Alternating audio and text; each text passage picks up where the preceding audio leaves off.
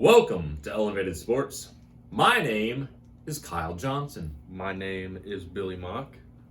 And today we are talking about the biggest NFL surprises of the season. Now, when we're talking about the season, we are talking from the beginning of the preseason through today. We're not talking through the end of the regular season. We're talking about like up to date right now, right this moment. We both have 5 surprises. Not really any order for me. There's just all these are 5 surprises. Let's go back and forth. Yeah, and if we have the same one, we'll just both elaborate on. Yeah. My first one is the Titans' playoff success. Okay. I personally picked them to lose in the first round of the Patriots. Then I picked them to lose to the Ravens. But, I mean, you can even say that their playoff success hasn't been so much of a surprise, but I think the way they beat the Ravens, just shocked. I mean, you could have predicted the Titans to beat the Ravens, but not the way they did. Like, they basically dominated the team that dominated the league all season. And this was a Titans team that didn't make it into the playoffs until the very final week, and were second in their division. You didn't expect this at all. And so I think that win against the Ravens is what really did it to make that like a surprise, was their playoff success. And it's been very enjoyable to watch. I mean, Derrick Henry, people know who he is, but I think these playoffs are really where he's made a name for himself, which has been really fun to watch. Yeah. I'm going to touch on that just real quick. And I think it's incredible how at the beginning of the season you thought this Titans team was done. And, Derrick Henry's been showing off in the playoffs. Yeah. But I think the key piece to the Titans' success, and he's going significantly under the radar, especially right now, is Ryan Tannehill. Yeah. I mean, from the time he took over as starting quarterback for the Titans is when we saw the big change in them. And I think he's the reason why we're seeing this success currently. Yeah, and that is part of the surprise as well. Is like you have Tannehill take over, and you're like, okay, well maybe he could be mediocre or whatever and do what he can to sustain the offense. But he's been decent. He's done a good job, and he's been a part of their success. It's not just been Derrick Henry. Tannehill has played a part in it. So the Titans. Yeah. What's your first one? Oh, fun fact. Yeah, fun fact. Tannehill has more cap hit to the Dolphins than to the Titans. So. Well done, Dolphins. Speaking of the Dolphins are my surprise for the season. Their failures? See, that's the thing. It's been a very confusing season for the Dolphins because they traded away practically everyone. Yeah. And you thought, this team is in full tank mode. But then they ended up winning like four games. And it's like, wait, hold on. What are you doing? If you're tanking, why are you winning? Yeah, that's the thing. They lost their first 6 or 7 games, right? Yeah. And we're like, is this potential 0-win team? And then they had a string of a few good games. You're like, what is going on? It was mind-boggling to me. Not that they were terrible at the beginning of the season. That wasn't shocking after all the trades they made. Yeah. But it was kind of surprising how they were able to turn it around a little bit at the end of the season. It was did look like a different team. They were a completely different team, and I think that was Brian Flores finally figuring out what he was doing as a head coach. Yeah. So props to you on making me confuse Brian Flores. Best of luck to you, ex-Patriot brother. Who ended up being last place in the East this year? Was it the Jets or Dolphins? It was, I believe it was still the Dolphins. Okay, so do you think the Dolphins have a chance of, like, not winning it, of course, but, like... Passing the Jets? Passing the Jets and maybe, like, giving the Bills a run for their money for the second place? I don't think it'll be that close. From all the rumors I hear, the Dolphins want Tua. I don't understand that. Obviously, they're going to be hard-pressed to get Joe Burrow. I doubt the Bengals will give up anything for that number 1 overall pick. Yeah. But if the Dolphins could trade up for that, I think that's a worthy investment. If you're a Dolphins fan watching this video, I want to know this. And I want you to answer me this question. Would you rather lose the final game of your season to move up into the draft, or would you rather spoil the Patriots' chances at having a bye week? Like, I wonder where, what Dolphins fans were thinking. Like, did they want to lose that game to get a better draft pick, or they're like, we could spoil the Patriots' shot at a bye week? Let me tell you, my dad's a Dolphins fan. Let me tell He's a you good what man. his train of thought was. Yeah. His thought was, crap, why are we winning? We want a better draft pick. But that was his thought. And all Dolphins fans are different. So, They're a unique bunch. comment. Let us know. What do you think, Dolphins fans? Dolphins fans, if you're still out there, let us know.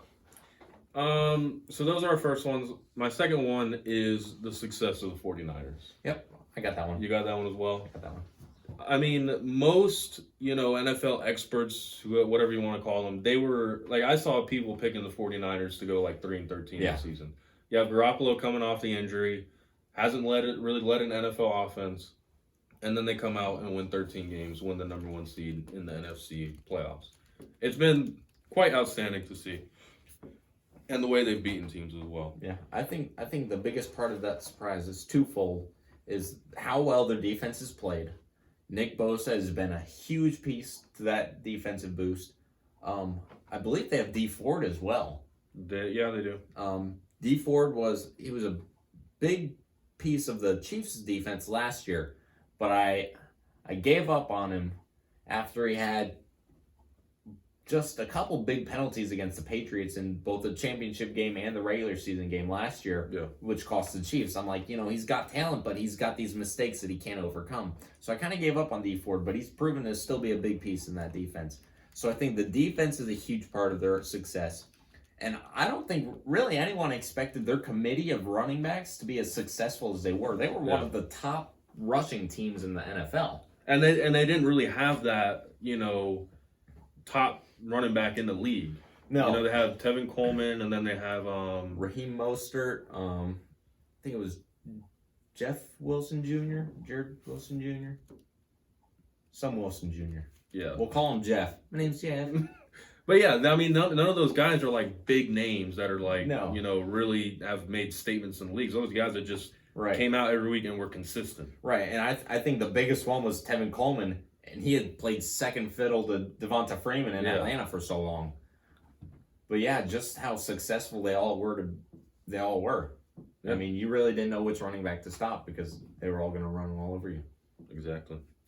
So you had 49ers on there as well. I had the 49ers as well. So do you just want to go ahead and give another one? Yeah, I'll give another one.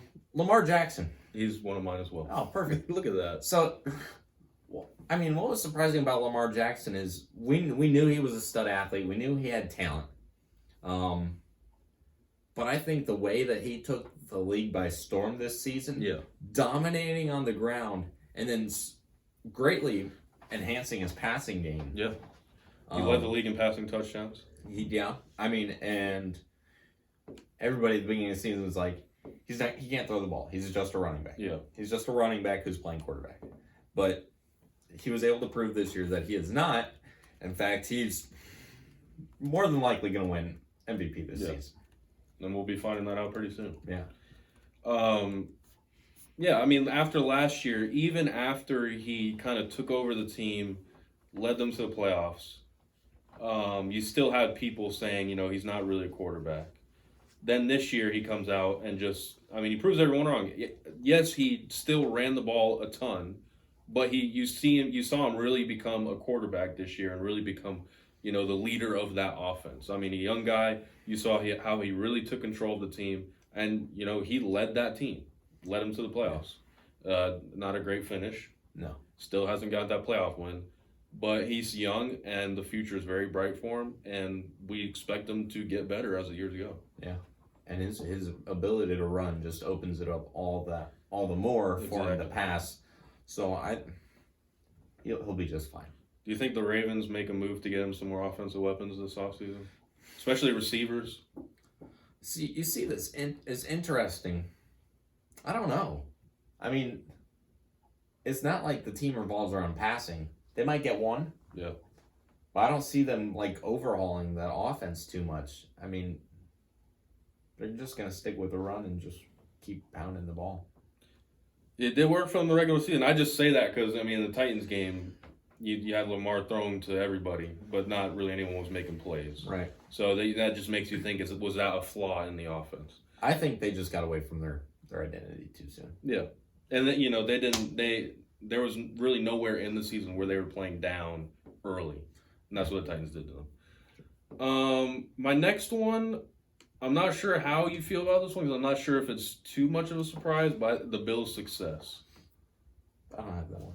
Go ahead, tell me about it. Why are you surprised? Well, I think mainly Josh Allen. I don't know I don't know if we were expecting him to have as good a year as he did, even though the defense was really the staple to them winning games. Right. I think Josh Allen is the part of the Bills that I was most surprised at. And even in the playoff games against the Texans, even though they lost, I really loved Josh Allen in that game. I think that's where that I was surprised. I have to sneeze. You have to sneeze? I have to sneeze. Go ahead. If you talk about it, it's not going to happen. That's what I've learned. If I tell someone to sneeze, it doesn't happen.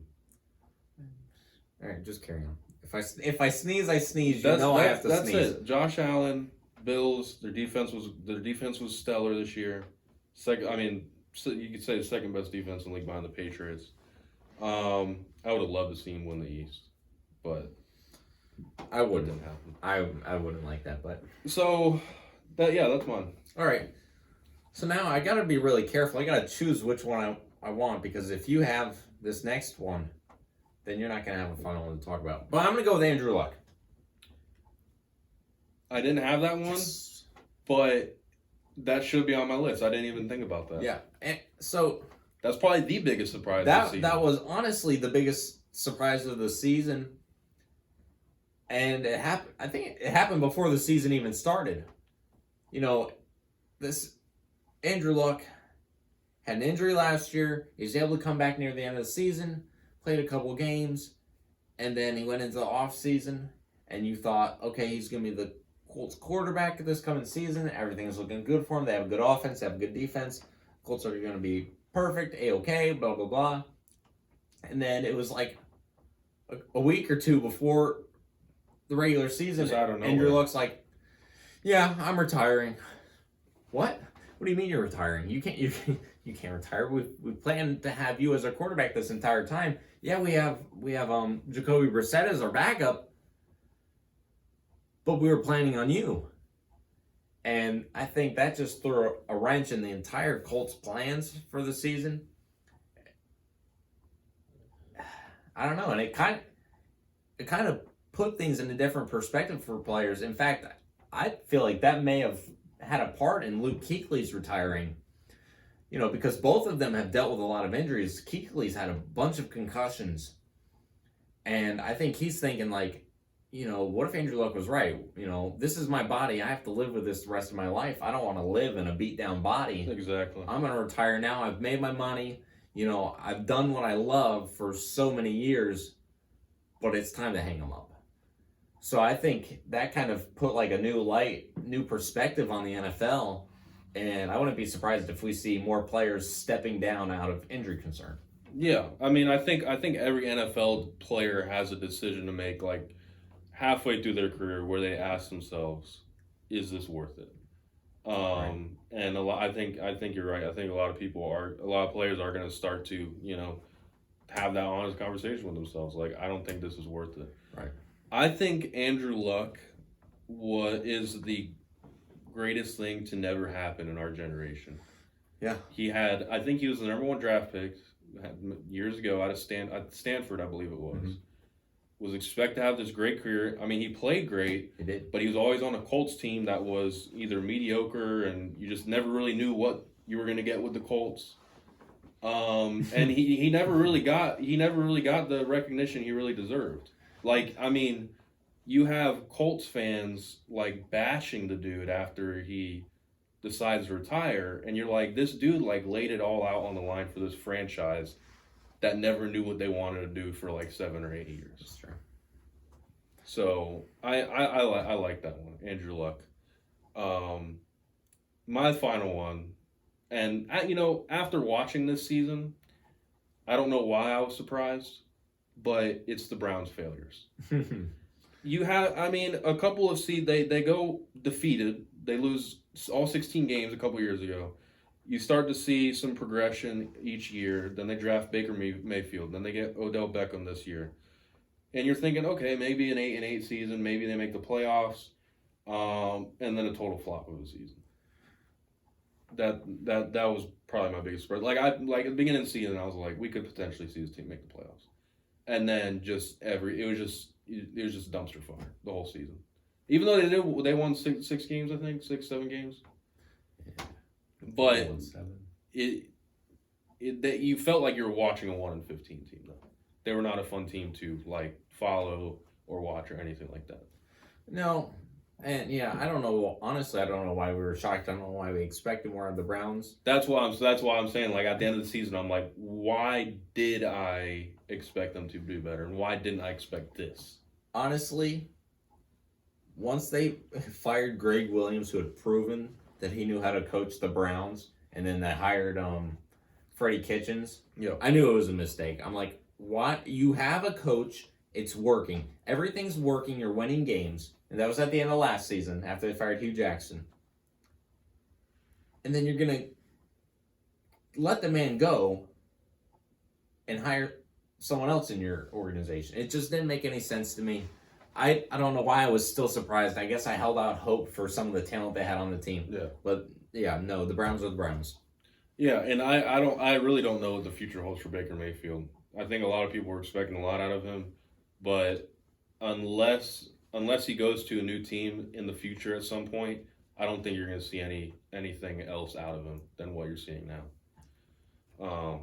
That's how I feel about the Browns. You got anything else on these surprises? I do. I got one more. I got Antonio Clown. I figured just the entire Antonio Clown saga was a big surprise to me. Saga. I mean, you got this man. The man's to be traded from the Steelers. Trash talks Big Ben. Trash talks his teammates. Trash talks Juju Smith-Schuster. The coolest kid you know. Yeah. He's like DMing. He's DMing Antonio Clown when he was still in college. He's like, dude, I look up to you. And then Antonio Clown's like, dude, you're trash. You'll never be as good as me. I'm out of here. Peace. And then he leaves, and he goes to the Raiders, which was probably his worst nightmare. Yeah. In fact, many speculated it was the Raiders' worst nightmare as well. It was a nightmare for everyone. Come to find out, he has this big, huge plot where he racial slurs to his GM, frees his feet off, complain about his helmet. I want to wear my helmet. Blah, blah, blah.